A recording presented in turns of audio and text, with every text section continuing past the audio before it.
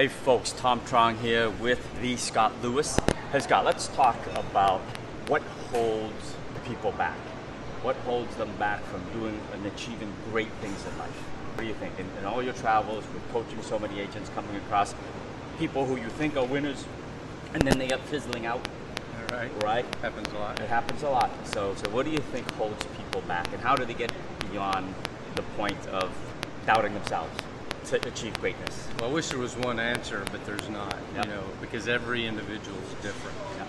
And that's where relationships get involved. And yeah, there's disappointments because you think some rock star that you're mentoring or pouring into is going to be the next, Grant Cardone or the next, Tony Robbins, and then they end up fizzling out.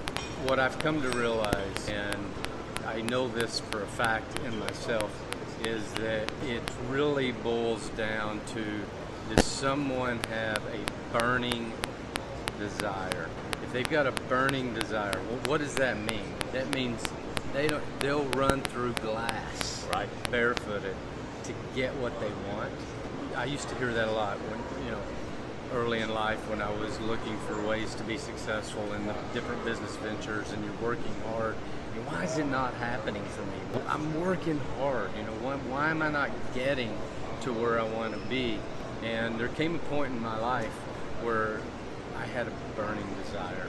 I was going to accomplish things that I needed to accomplish to get my goals, because I just had to have it. Yeah. I had to have it. And I was able then to start eliminating all the stuff that was distracting, but I also started fighting the thing in between my ear that was holding me back. And hanging around the right people, positive affirmations, setting your goals, keeping it in front of you, getting up every morning and staring at something that you've written down, or as a reminder of why you're going after what you're going after. And all those things can work for you and against you, depending on what your goal is and if you have a burning desire. I like that, right? So have that burning desire and stay so focused on it that nothing's going to get in your way. For a short period of time. It's a season. It's a season of your life. You're going to give up a lot of stuff, right? You're going to get rid of all the distractions for a short season.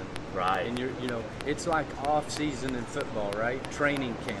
Right. It's like boot camp when you're going into the Army. Sure. You're not watching Days of Our Lives. No time. You're not watching Wheel of Fortune.